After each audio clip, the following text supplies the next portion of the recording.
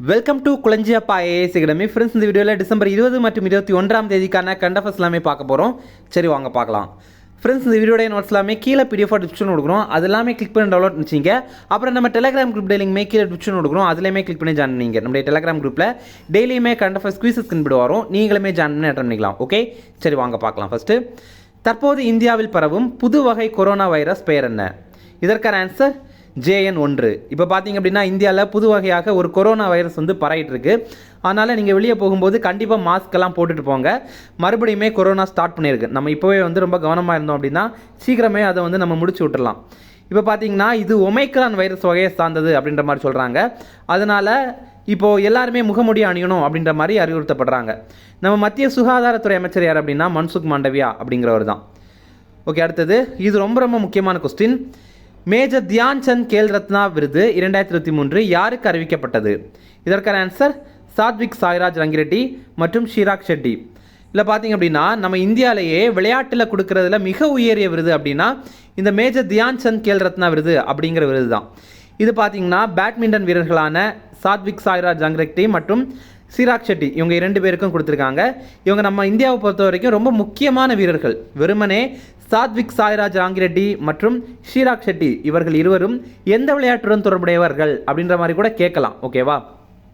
அதனால் நல்லாவே பார்த்து வச்சிங்க. இவங்க நமக்கு இந்தியாவுக்காக நிறைய பதக்கங்கள் வந்து ஜெயிச்சிருக்காங்க. இப்போ ரீசெண்டாக கூட பார்த்தீங்க அப்படின்னா உலக பேட்மிண்டன் தரவரிசையில் இவங்க முதலிடம் பிடித்திருந்தாங்க. அப்படி பார்க்கும்போது இந்தியாவில் இரட்டையர் பிரிவில் இந்த மாதிரி முதலிடம் பிடித்தது இவங்க தான். இதுக்கு முன்னாடி யாருமே இரட்டையர் பிரிவில் எல்லாம் முதலிடம் பிடித்தது கிடையாது. அதுக்கப்புறம் பார்த்தீங்க அப்படின்னா அர்ஜுனா விருது இதுவுமே விளையாட்டுத் துறைகளில் சிறந்து விளங்குறவங்களுக்கு தான் கொடுப்பாங்க. இந்த ஆண்டு பார்த்தீங்கன்னா நம்ம தமிழக செஸ் வீராங்கனை ஆர் வைஷாலி இருக்காங்கல்ல, அவங்களுக்கு வழங்கியிருக்காங்க. அப்படி பார்க்கும்போது 26 பேருக்கு இது அறிவிச்சிருக்காங்க. இன்னுமே வழங்கல. அடுத்த ஆண்டு ஜனவரி 9 தான் வழங்குறாங்க இதை. ஓகேவா? அதான் 26 பேருக்கு அறிவிச்சிருக்காங்க. இதில் பல்வேறு விதமான ஆளுங்களுக்கு வந்து அறிவிச்சிருக்காங்க. நமக்கு ரொம்ப முக்கியமாக தேவைப்படுறது இவங்க நம்ம தமிழ்நாட்டை சேர்ந்தவங்க. அதனால தான். அதே மாதிரி துரோணாச்சாரியார் விருது இது யாருக்கு கொடுப்பாங்க அப்படின்னா சிறந்த பயிற்சியாளருக்கு கொடுப்பாங்க. இந்த ஆண்டு 8 பேருக்கு இதை அறிவிச்சிருக்காங்க. அதே மாதிரி தியான் சந்த் வாழ்நாள் சாதனையாளர் விருது அப்படிங்கிற ஒரு விருது இருக்குது. இது பார்த்திங்கன்னா ஓய்வுக்கு பிறகும் விளையாட்டுக்காக பங்களித்து வருவாங்கல்ல, அவங்களுக்கு கொடுப்பாங்க. நம்ம முதல்ல பார்த்தது தியான் சந்த் கேல் ரத்னா விருது அப்படிங்கிறது, அதாவது மேஜர் தியான் சந்த் கேல் ரத்னா விருது அப்படிங்கிறது. இது பார்த்திங்க அப்படின்னா வாழ்நாள் சாதனையாளர் விருது அப்படிங்கிறது. ஓகேவா? இதை தவிர பார்த்திங்க அப்படின்னா மௌலானா அபுல் கலாம் ஆசாத் கோப்பை அப்படிங்கிற ஒரு கோப்பை. இது கல்வி நிறுவனங்களுக்கான விருது. சிறந்த கல்வி நிறுவனங்களுக்கு வழங்குவாங்க. இந்த ஆண்டு பார்த்திங்க அப்படின்னா ஓவரால் வின்னர் யார் அப்படின்னா குருநானக் தேவ் பல்கலைக்கழகம். இது பஞ்சாபில் அமிர்தசரஸில் இருக்குது. அடுத்தது, சர்வதேச ஹாக்கி சம்மேளனத்தின் சிறந்த வீரர் விருது 2023 பெற்றவர் யார்? இதற்கான ஆன்சர் ஹார்திக் சிங். சர்வதேச ஹாக்கி சம்மேளனம் FIH அப்படிங்கிற அமைப்பு. இவங்க தான் உலகத்தில் ஹாக்கி விளையாட்டை கட்டுப்படுத்துகிற அமைப்பு. உலகத்திலேயே பெரிய அமைப்பு ஹாக்கியை கட்டுப்படுத்துகிற அமைப்பு. இவங்க பார்த்திங்க அப்படின்னா ஒவ்வொரு ஆண்டுமே சிறந்த ஹாக்கி வீரர் யார் அப்படிங்கிற மாதிரியெல்லாம் அறிவிப்பாங்க. அப்படி பார்க்கும்போது இந்த ஆண்டு ஹர்திக் சிங் அப்படிங்கிற ஒருத்தரை அறிவிச்சிருக்காங்க. இவர் நம்ம இந்திய ஹாக்கி வீரர். டோக்கியோ ஒலிம்பிக்கில் நம்ம இந்திய அணி வந்து வெண்கல பதக்கம் ஜெயிச்சிருந்தாங்க. ஹாக்கி அணி வெண்கல பதக்கம் ஜெயிச்சிருந்தாங்க. அப்போ இவருடைய பங்கு ரொம்ப முக்கியமாக இருந்தது. அதுக்கப்புறம் சிறந்த கோல் கீப்பர் விருது பார்த்திங்க அப்படின்னா அதுவுமே நம்ம இந்தியாவை சேர்ந்த ஒரு வீராங்கனைக்கு தான் அறிவிச்சிருக்காங்க. சவிதா பூனியா அப்படிங்கிற வீராங்கனை. இதற்கு முன்னாடி 2021 2022 அப்போ எல்லாமே சிறந்த கோல் கீப்பர் விருது வந்து இவங்களுக்கு தான் அறிவிச்சிருந்தாங்க. இந்த விருது வழங்கும் விழா இப்போது சுவிட்சர்லாந்து நாட்டுடைய லாசன் நகரில் நடைபெற்றது. ஃப்ரெண்ட்ஸ், நம்ம குளஞ்சியப்பா ஐஏஎஸ் அகாடமியில் குரூப் 4 எக்ஸாமுக்கான கிளாஸஸ் வந்து ஸ்டார்ட் பண்ணியிருக்கோம். இப்போ பார்த்திங்க அப்படின்னா நம்ம நேற்றுக்கு டிஎன்பிஎஸ்சி ஆனுவல் பிளானர் வந்து ரிலீஸ் பண்ணியிருந்தாங்க. அதை பற்றி வீடியோ நம்ம போட்டிருப்போம். அதனால் பார்த்திங்க அப்படின்னா இன்னும் ஒரு 6 மாதங்கள்லேயே நமக்கு குரூப் 4 எக்ஸாமே வரப்போகுது. நீங்கள் நல்லா படிச்சிங்க அப்படின்னா கண்டிப்பாக இந்த எக்ஸாம் வந்து நீங்கள் கிளியர் பண்ணலாம். இதில் நிறைய வேகன்சி வந்து நம்ம எதிர்பார்க்கலாம். இதற்கான கிளாஸஸ் நம்ம குளஞ்சியப்பா ஐஏஎஸ் அகாடமியில் நடைபெறுது. இதற்கான புத்தகங்களுமே நம்மக்கிட்ட இருக்குது. உங்களுக்கு தேவை அப்படின்னா நீங்கள் எந்த புத்தகம் வேணுமோ நீங்கள் அதெல்லாம் கூட கால் பண்ணி ஆர்டர் பண்ணி வாங்கிக்கலாம். இல்லை உங்களுக்கு மொத்த புத்தகம் வேணும் அப்படின்னா கூட நீங்கள் கால் பண்ணி ஆர்டர் பண்ணி வாங்கிக்கலாம். ரொம்பவே தரமான பாட புத்தகங்கள் இருக்குது. இதில் பார்த்திங்க அப்படின்னா நம்ம இன்ஸ்டியூட்டில் டெய்லியுமே கிளாஸஸ் இருக்குது. அதே மாதிரி வீக்கெண்ட் கிளாஸ் தான் இருக்குது. அதே மாதிரி ஆன்லைன் கிளாஸ் தான் இருக்குது. இதில் நீங்கள் ஜாயின் பண்ணணும் அப்படின்னா ஸ்க்ரீனில் தெரியுற 2 நம்பருக்கு கால் பண்ணி பேசிக்கலாம். அடுத்தது, இந்தியாவின் முதல் கைரோ காப்டர் சவாரி எங்கே அறிமுகம் செய்யப்பட உள்ளது? இதற்கான ஆன்சர் உத்தரகண்ட். கைரோ காப்டர்னா இதுதான். இது பார்த்திங்க அப்படின்னா ஒரு கார் மாதிரி இருக்குது. ஆனால் வந்து இது ஹெலிகாப்டர் மாதிரி பறக்கும். ஓகேவா? இதை வச்சு டூரிசம் பண்ணுறாங்க. இதை வந்து சிலருக்கு வந்து இதுக்கு மேலே போய் சுற்றி பார்க்கணும் அப்படிங்கிற ஆசை இருக்கும்ல, அதனால இந்த மாதிரி ஒரு டூரிசம் பண்ணுறாங்க. இந்தியாவில் முதலாக இந்த கைரோகாப்டரை எங்கே சோதனை பண்ணாங்க அப்படின்னா உத்தரகாண்டுடைய ஹரித்வாரில் தான் நடத்தியிருந்தாங்க. இந்த கைரோகாப்டர் பார்த்திங்க அப்படின்னா இனி கொஞ்ச நாள்லேயே பார்த்திங்க அப்படின்னா உத்தரகாண்டில் எல்லாம் அதிகமாக வர ஆரம்பிச்சிடும். இந்த கைரோகாப்டர்கள் வந்து ஜெர்மனியிலேருந்து வாங்கியிருக்காங்க. அடுத்தது 91வது இன்டர்போல் மாநாடு தற்போது எங்கு நடைபெற்றது? இதற்கான ஆன்சர் வியன்னா. 91வது இன்டர்போல் மாநாடு இது ஆஸ்திரியாவுடைய வியன்னாவில் தான் இப்போ நடைபெற்றது. இதில் பார்த்தீங்கன்னா இன்டர்போல் அப்படிங்கிற அமைப்பு நம்ம சர்வதேச காவல்துறை மாதிரி, ஓகேவா, உலகம் முழுவதுமே இது இருக்கும். இப்போ பெரிய அமைப்பு, உலகத்திலே பெரிய காவல்துறை அமைப்பு அப்படின்ற மாதிரி கூட நம்ம சொல்லலாம்.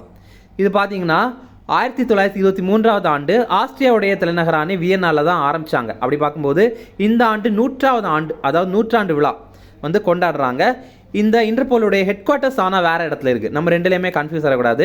இதோடைய ஹெட் குவார்ட்டர்ஸ் வந்து ஃப்ரான்ஸுடைய லியான் நகரில் இருக்குது.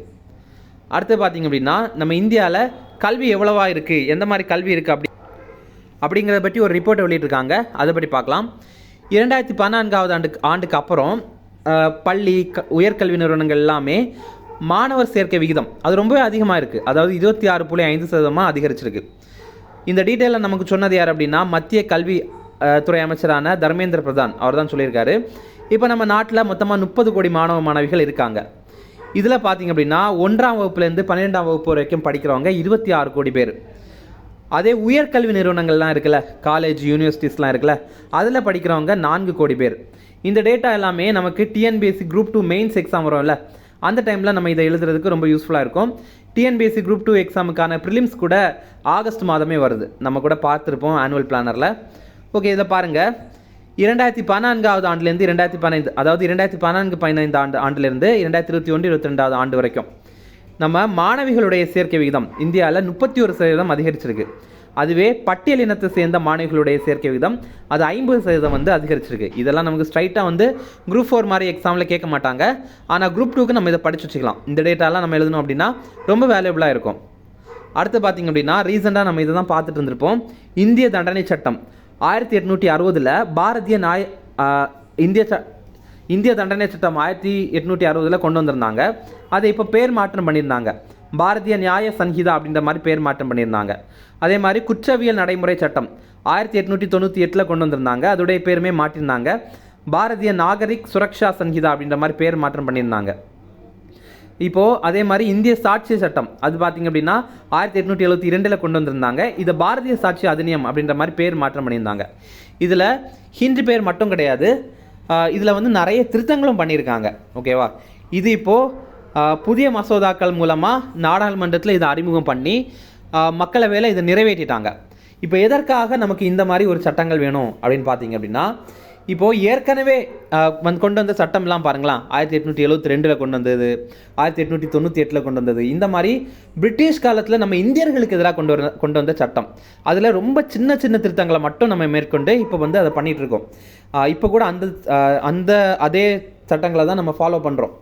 ஆனால் இதெல்லாத்தையும் மாற்றிட்டு நம்ம இந்தியர்களுக்கு ஏற்ற மாதிரி அதை மாற்றணும். அதாவது நம்ம இந்தியர்கள் தப்பு பண்ணால் அவங்க திருந்துறதுக்கு வாய்ப்பு கொடுக்குற மாதிரி இதை மாற்றணும் அப்படிங்கிறத வந்து நிறைய மாற்றங்களோட இதை கொண்டு வந்திருக்காங்க. ஓகேங்களா, அடுத்து பார்த்திங்க அப்படின்னா இந்தியாவில் முதன்முறையாக செயற்கை நுண்ணறிவு வரைபடம் கூகுள் வந்து அறிமுகம் பண்ணியிருக்காங்க.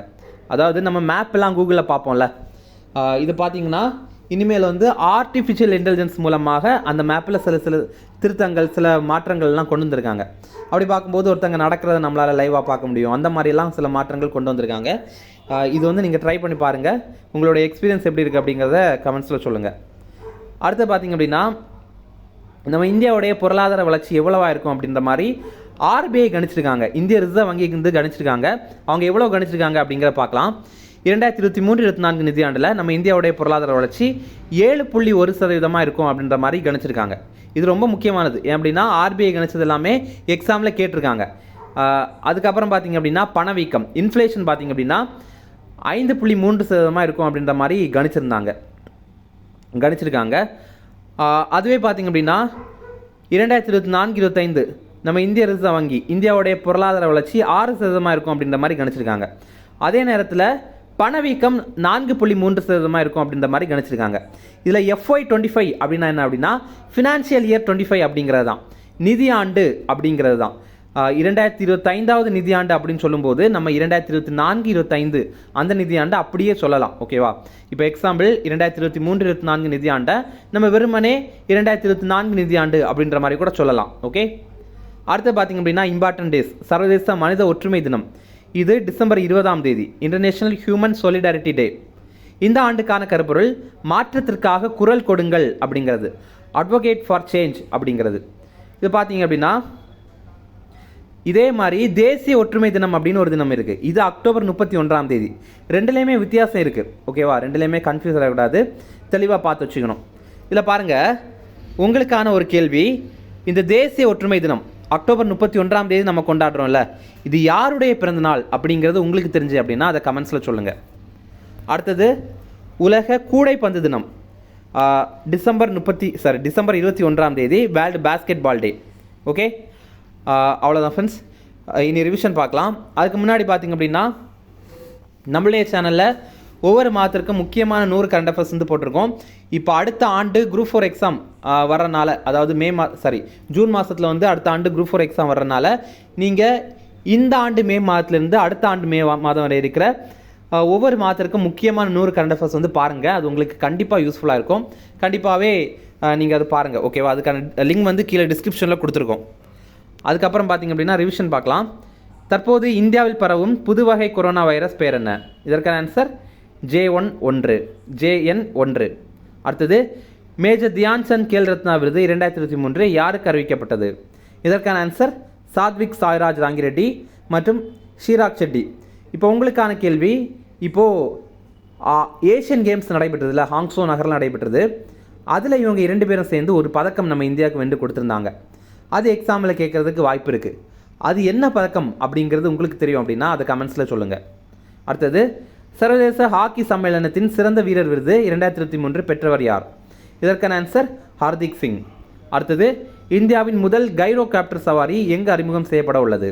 இதற்கான ஆன்சர் உத்தரகாண்ட். அடுத்தது 91வது இன்டர்போல் மாநாடு தற்போது எங்கு நடைபெற்றது? இதற்கான ஆன்சர் வியன்னா. அவ்வளோதான் ஃப்ரெண்ட்ஸ். இந்த வீடியோ பிடிச்சினா கண்டிப்பாக லைக் பண்ணுங்கள். நம்முடைய சேனலுக்கு சப்ஸ்கிரைப் பண்ணிச்சிங்க, உங்களுடைய நண்பர்களுமே ஷேர் பண்ணுங்கள். கண்டிப்பாக அவங்களுக்கும் பயனுள்ளதாக இருக்கும்.